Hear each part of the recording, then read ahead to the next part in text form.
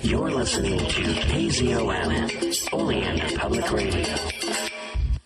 Hello, everyone. Welcome once again to People's Guide to the Cthulhu Mythos.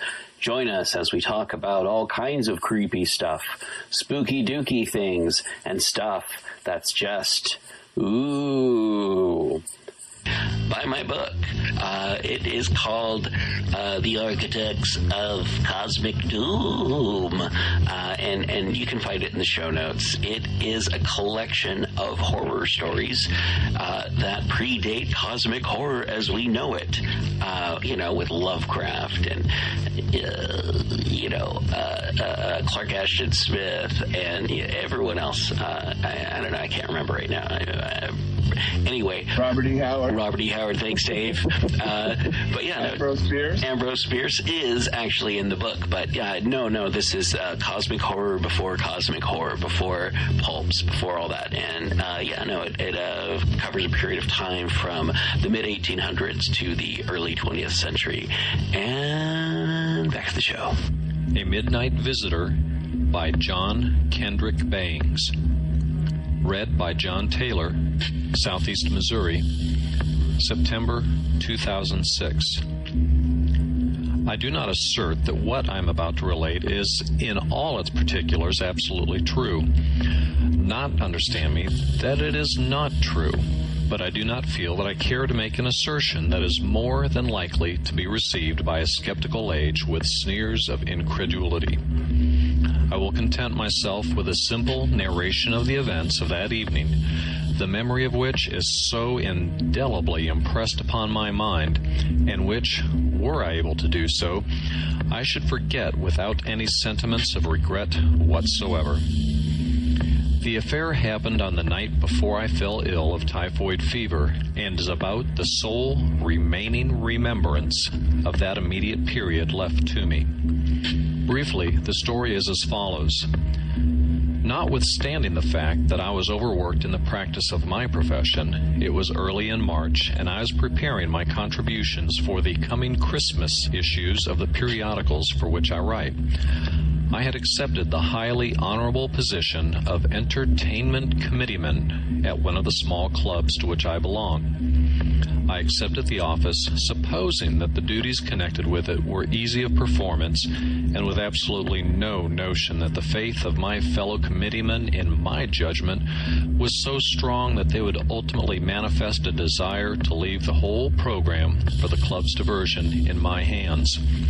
This, however, they did, and when the month of March assumed command of the calendar, I found myself utterly fagged out and at my wits' end to know what style of entertainment to provide for the club meeting to be held on the evening of the 15th of that month. I had provided already an unusually taking variety of evenings, of which one in particular, called the Martyr's Night, in which living authors writhed through selections from their own works, while an inhuman audience, every man of whom had suffered even as the victims then suffered, sat on 10 score of camp stools, puffing the smoke of 25 score of free cigars into their faces, and gloating over their misery, was extremely successful, and had gained for me among my professional brethren the enviable title of Machiavelli Jr. This performance, in fact, was the one now uppermost in the minds of the club members, having been the most recent of the series, and it had been prophesied by many men whose judgment was unassailable that no man, not even I, could ever conceive of anything that could surpass it. Disposed at first to question the accuracy of a prophecy to the effect that I was, like most others of my kind, possessed of limitations, I came finally to believe that perhaps, after all, these male Cassandras with whom I was thrown were right. Indeed, the more I racked my brains to think of something better than Martyr's Night, the more I became convinced that in that achievement I had reached the zenith of my powers. The thing for me to do now was to hook myself securely onto the zenith and stay there. But how to do it? That was the question which drove sleep from my eyes and deprived me for a period of 6 weeks of my reason. my hair departing immediately upon the restoration thereof, a not uncommon after symptom of typhoid. It was a typical March night, this one upon which the extraordinary incident about to be related took place. It was the kind of night that novelists use when they are handling a mystery that in the abstract would amount to nothing, but which in the concrete of a bit of wild, weird, and windy nocturnalism sends the reader into hysterics. It may be, I shall not attempt to deny it, that had it happened upon another kind of an evening, a soft, mild, balmy June evening, for instance, my own experience would have seemed less worthy of preservation in the amber of publicity. But of that, the reader must judge for himself. The fact alone remains that upon the night when my uncanny visitor appeared, the weather department was apparently engaged in getting rid of its remnants. There was a large percentage of withering blast in the general makeup of the evening. There were rain and snow which alternated in pattering upon my window pane and whitening the apology for a wold that stands 3 blocks from my flat on Madison Square. The wind whistled as it always does upon occasions of this sort, and from all corners of my apartment, after the usual fashion, there seemed to come sounds of a supernatural order, the effect of which was to send cold chills off on their regular trips up and down the spine of their victim, in this instance myself. I wish at the time the hackneyed quality of these sensations had appealed to me. That it did not do so was shown by the highly nervous state in which I found myself as my clock struck 11. If I could only have realized at that hour that these symptoms were the same old threadbare premonitions of the appearance of a supernatural being, I should have left the house and gone to the club, and so have avoided the visitation then imminent. Had I done this, I should doubtless also have escaped the typhoid, since the doctors attributed that misfortune to the shock of my experience, which, in my then wearied state, I was unable to sustain. And what the escape of typhoid would have meant to me, only those who have seen the bills of my physician and druggist for services rendered and prescriptions compounded are aware. That my mind unconsciously took thought of spirits was shown by the fact that when the first chill came upon me, I arose and poured out for myself a stiff bumper of old reserve rye, which I immediately swallowed. But beyond this I did not go. I simply sat there before my fire and cudgeled my brains for an idea whereby my fellow members at the Gutenberg Club might be amused. How long I sat there I do not know. It may have been 10 minutes. It may have been an hour. I was barely conscious of the passing of time. But I do know that the clock in the Dutch Reformed Church steeple at 29th Street and 5th Avenue was clanging out the first stroke of the hour of midnight when my doorbell rang.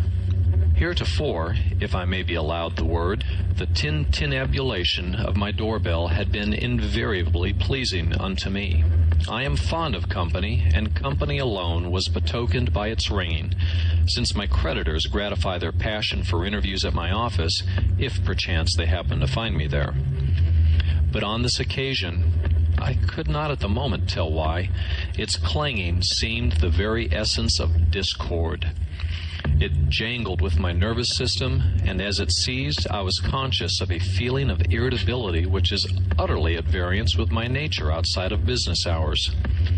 In the office, for the sake of discipline, I frequently adopt a querulous manner, finding it necessary in dealing with office boys. But the moment I leave the shop behind me, I become a different individual entirely, and have been called a moteless sunbeam by those who have seen only that side of my character. This, by the way, must be regarded as a confidential communication, since I am at present engaged in preparing a vest-pocket edition of the philosophical works of Schopenhauer, in words of one syllable, and were it known that the publisher had entrusted the magnificent pessimism of that illustrious juggler of words and theories to a moteless sunbeam, it might seriously interfere with the sale of the work, And I may say, too, that this request that my confidence be respected is entirely disinterested, insomuch as I declined to do the work on the royalty plan, insisting upon the payment of a lump sum, considerably in advance. But to return, I heard the bell ring with a sense of profound disgust. I did not wish to see anybody. My whiskey was low, my quinine pills few in number. My chills alone were present in a profusion bordering upon ostentation. I'll pretend not to hear it, I said to myself, resuming my work of gazing at the flickering light of my fire, which, by the way, was the only light in the room. Ting-a-ling-a-ling went the bell, as if in answer to my resolve. Confound the luck, I cried, jumping from my chair and going to the door with the intention of opening it, an intention, however, which was speedily abandoned, for as I approached it, a sickly fear came over me. A sensation I had never before known seemed to take a hold of my being, and instead of opening the door, I pushed the bolt to make it more secure. "There's a hint for you, whoever you are," I cried. "Do you hear that bolt slide, you?" I added tremulously, for from the other side there came no reply, only a more violent ringing of the bell.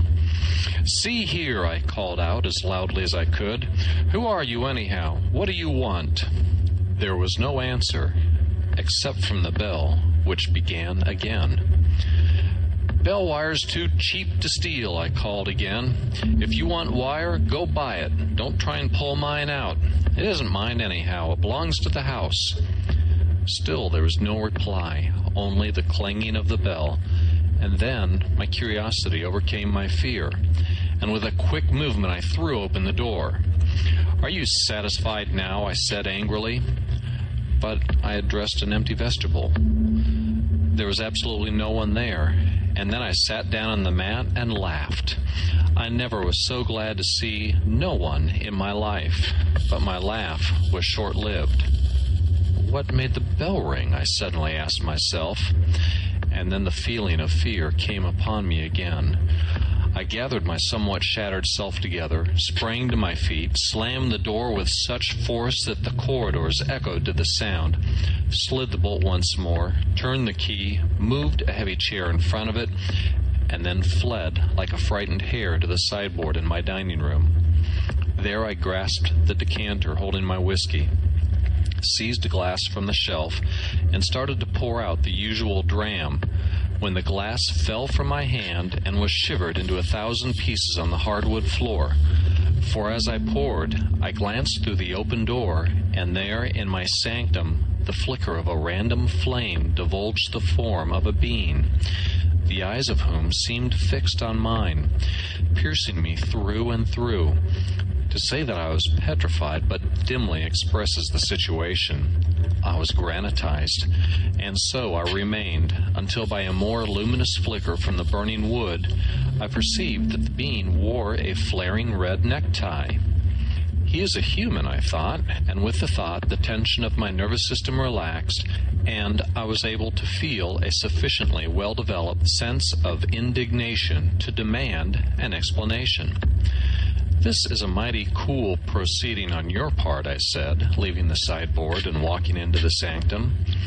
"Yes," he replied in a tone that made me jump. It was so extremely sepulchral, a tone that seemed as if it might have been acquired in a damp corner of some cave off the earth. "But it's a cool evening." "I wonder that a man of your coolness doesn't hire himself out to some refrigerating company," I remarked with a sneer which would have delighted the soul of Cassius himself. "I've thought about it," returned the being calmly, "but never went any further. Summer hotel proprietors have always outbid the refrigerating people, and they in turn have been laid low by millionaires who have hired me on occasion to freeze out people they didn't like, but who have persisted in calling. I must confess, though, my dear Hiram, that you are not much warmer yourself. This greeting is hardly what I expected." "Well, if you want to make me warmer," I retorted hotly, "just keep on calling me Hiram.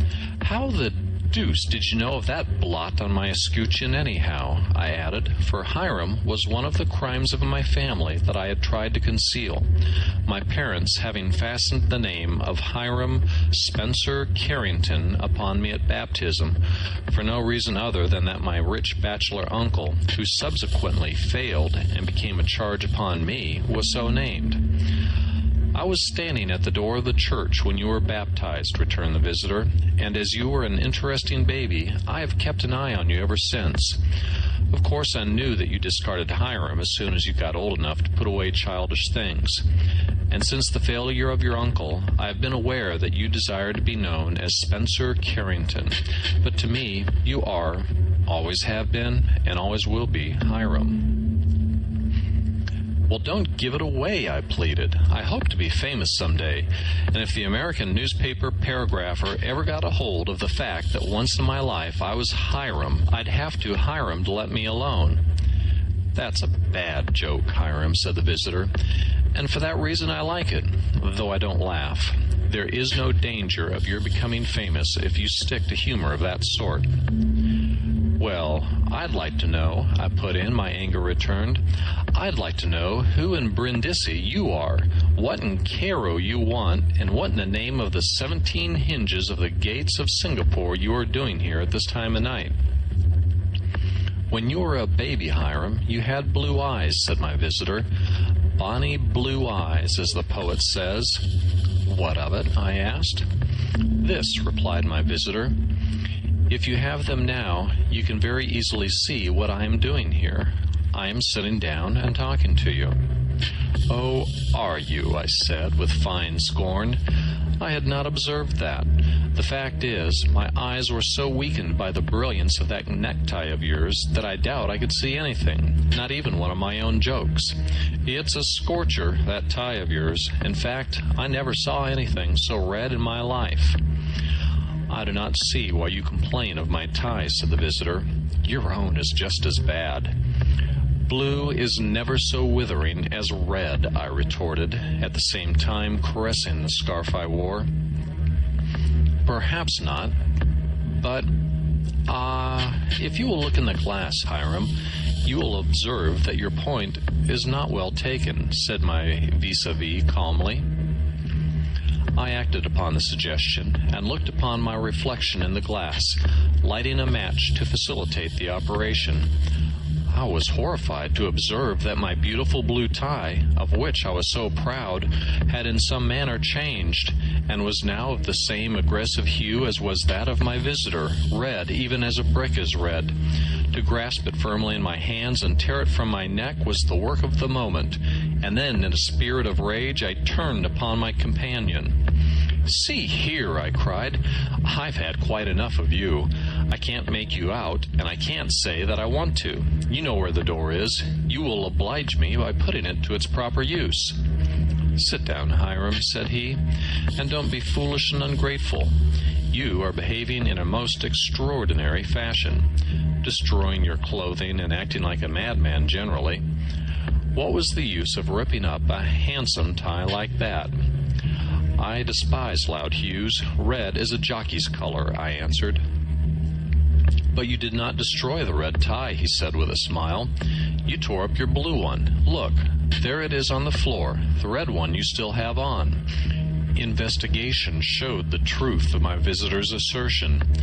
That flaunting streamer of anarchy still made my neck infamous, and before me, on the floor, an almost unrecognizable mass of shreds, lay my cherished cerulean tie. The revelation stunned me. Tears came into my eyes, and trickling down over my cheeks, fairly hissed with the feverish heat of my flesh. My muscles relaxed, and I fell limp into my chair. "You need stimulant," said my visitor kindly. "Go take a drop of your old reserve, and then come back here to me. I've something to say to you." "Will you join me?" I asked faintly. "No," returned the visitor. "I am so fond of whiskey that I never molest it. That act which is your stimulant is death to the rye. Never realized that, did you?" "No, I never did," I said meekly. and yet you claim to love it. Bah, he said. And then I obeyed his command, drained my glass to the dregs, and returned. What is your mission? I asked, when I had made myself as comfortable as was possible under the circumstances. To relieve you of your woes, he said. You are a homeopath, I observe, said I with a sneer. You are a homeopath in theory and an allopath in practice. I am not usually unintelligent, said he. I fail to comprehend your meaning. Perhaps you express yourself badly. I wish you'd express yourself for Zululand, I retorted hotly. What I mean is, you believe in the similia similibus business, but you prescribe large doses. I don't believe troubles like mine can be cured on your plan. A man can't get rid of his stock by adding to it. Ah, I see. You think I have added to your troubles. I don't think so, I answered with a fond glance at my ruined tie. I know so. Well, wait until I have laid my plan before you and see if you won't change your mind, said my visitor significantly. All right, I said. Proceed. Only hurry. I go to bed early as a rule, and it's getting quite early now. It's only 1 o'clock, said the visitor, ignoring the sarcasm. But I will hasten, as I've several other calls to make before breakfast. Are you a milkman? I asked. You are flippant, he replied. But, Hiram, he added, I have come here to aid you in spite of your unworthiness. You want to know what to provide for your club night on the 15th. You want something that will knock the martyr's night silly. Not exactly that, I replied. I don't want anything so abominably good as to make all the other things I've done seem failures. That is not good business. Would you like to be hailed as the discoverer of genius? Would you like to be the responsible agent for the greatest exhibition of skill in a certain direction ever seen? Would you like to become the most famous impresario the world has ever known? Now, I said, forgetting my dignity under the enthusiasm with which I was inspired by my visitor's words, and infected more or less with his undoubtedly magnetic spirit. Now you're shouting. I thought so, Hiram. I thought so. And that's why I am here. I saw you on Wall Street today and read your difficulty at once in your eyes, and I resolved to help you. I am a magician, and 1 or 2 little things have happened of late to make me wish to prestidigitate in public. I knew you were after a show of some kind, and I've come to offer you my services. Oh, pshaw, I said. The members of the Gutenberg Club are men of brains, not children. Card tricks are hackneyed, and sleight of hand shows Paul. Do they indeed, said the visitor.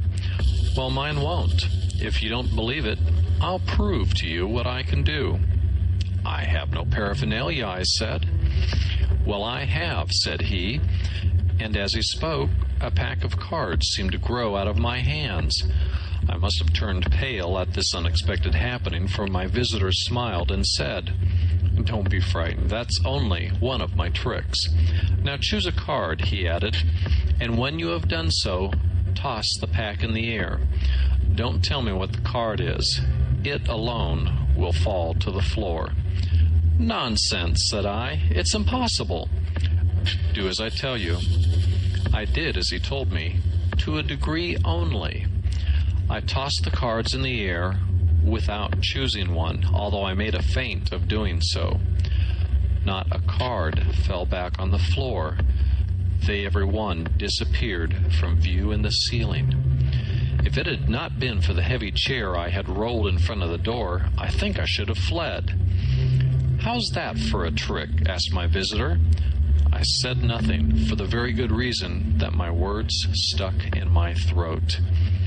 Give me a little creme de menthe, will you please? Said he after a moment's pause. I haven't a drop in the house, I said, relieved to think that this wonderful being could come down to anything so earthly. Pshaw, Hiram, he ejaculated, apparently in disgust. Don't be mean, and above all, don't lie. "Why, man, you've got a bottle full of it in your hand. Do you want it all?" He was right. Where it came from, I do not know, but beyond question, the graceful, slim-necked bottle was in my right hand, and my left held a liqueur glass of exquisite form. "Say," I gasped, as soon as I was able to collect my thoughts, "what are your terms?" "Wait a moment," he answered. "Let me do a little mind reading before we arrange preliminaries." "I haven't much of a mind to read tonight," I answered wildly. "You're right there," said he. "It's like a dime novel, that mind of yours tonight. But I'll do the best I can with it.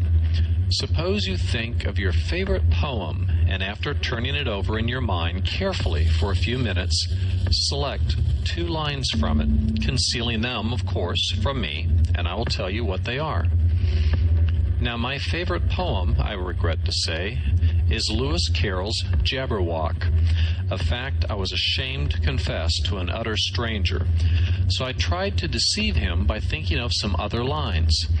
The effort was hardly successful, for the only other lines I could call to mind at the moment were from Rudyard Kipling's rhyme, "The Post That Fitted," and which ran, "Year by year, in pious patience, vengeful Mrs. Boffin sits, waiting for the Sleary babies to develop Sleary's fits."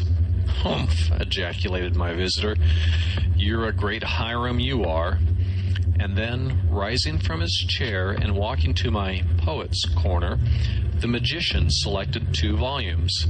"There," said he, handing me the departmental ditties, "you'll find the lines you tried to fool me with at the foot of page 13. Look." I looked, and there lay that vile Sleary sentiment in all the majesty of type, staring me in the eyes. "And here," added my visitor, opening through the looking glass, "here is the poem that to your mind holds all the philosophy of life. Come to my arms, my beamish boy," he chortled in his joy. I blushed and trembled, blushed that he should discover the weakness of my taste, trembled at his power. "I don't blame you for coloring," said the magician, "but I thought you said the Gutenberg was made up of men of brains. Do you think you could stay on the rolls a month if they were aware that your poetic ideals are summed up in the Jabberwock and Sleary fits?" "My taste might be far worse," I answered. "Yes, it might. You have stooped to liking some of your own verses. I ought really to congratulate you, I suppose," retorted the visitor with a sneering laugh. This roused my ire again.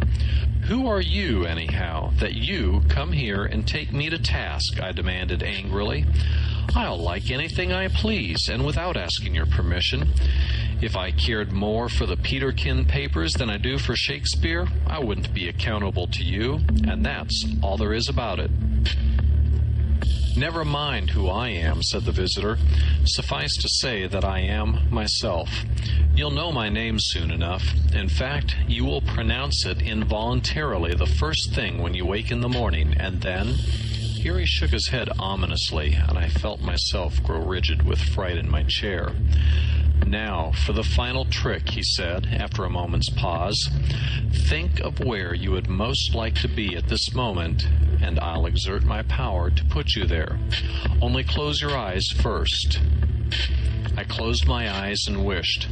When I opened them, I was in the billiard room of the Gutenberg Club with Perkins and Thompson. "For heaven's sake, Spencer," they said in surprise, "where did you drop in from? Why, man, you're as white as a sheet.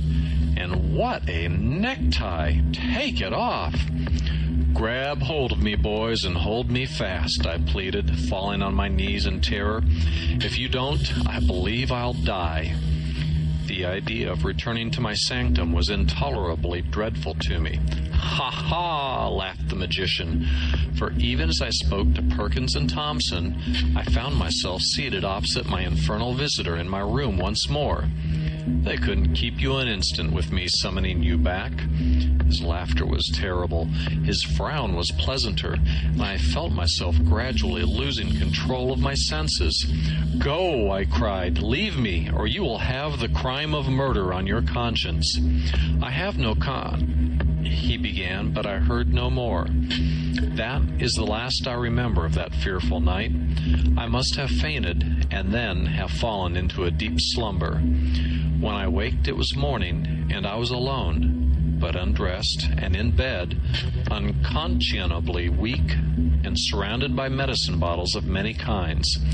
The clock on the mantel on the other side of the room indicated that it was after 10 o'clock. "Great Beelzebub," I cried, taking note of the hour. "I've an engagement with Barlow at 9. And then a sweet-faced woman, who I afterwards learned was a professional nurse, entered the room, and within an hour I realized two facts. One was that I had lain ill for many days, and that my engagement with Barlow was now for 6 weeks unfulfilled. The other, that my midnight visitor was none other than... and yet I don't know. His tricks certainly were worthy of that individual, but Perkins and Thompson asserted that I never entered the club that night.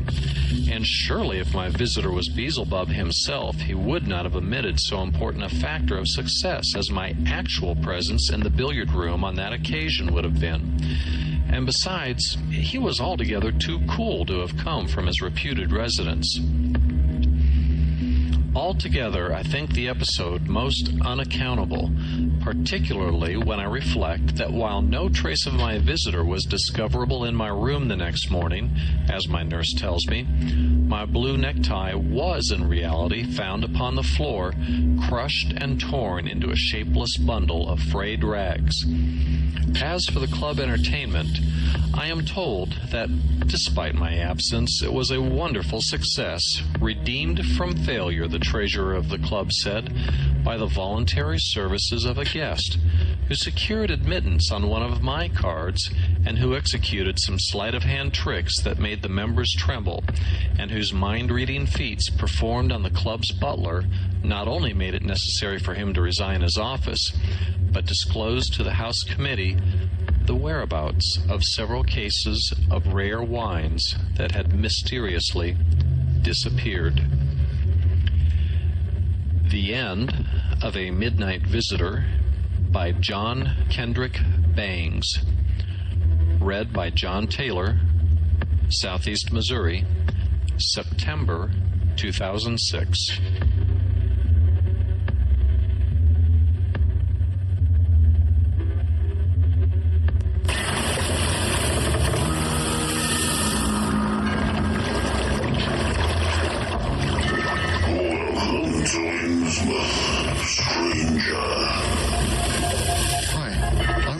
From the Innsmouth Book Club.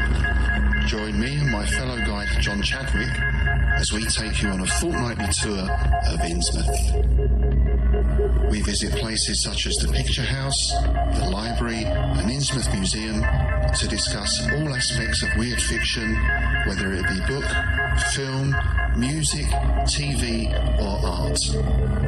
As well as that, we stop over at the Gilman House to have a chat with a resident guest. That includes authors, artists, musicians, in fact Lovecraftian creatives of all types. You can find our free shows on Patreon, and there you can also sign up as a patron, which brings you bonus content, plus a monthly PDF copy of Innsmouth News, which features articles, author spotlights, all the latest news and reviews, and more. You can find us at patreon.com/InnsmouthBC. We hope to see you soon, because remember, Innsmouth isn't just a place, it's a state of mind. Check out the show notes or go to pgttcm.com for more information. And also check us out on Facebook, Instagram, YouTube, and all the other places where podcast stuff exists. All right, back to the show. In Legacy Door, a lurker from space casts a shadow over time. we opened our eyes upon the human world. We found ourselves lying on an especially yielding bed in a room displaying scattered relics of their shallow past, tied together by more recently produced items meant to blend with the relics. Typical. A sensitive journalist dreams of unknown lives. Seems like every time I close my eyes, they get stronger. I can't even say the last time I had a normal sleep, let alone a dreamless one. An outspoken lawyer defends the suspect in an unspeakable crime. And that client was Jonathan Strauss, held for the murder of his daughter Abigail and her companion Harrison Reese. And a stalwart investigator tries to drag it all into the light.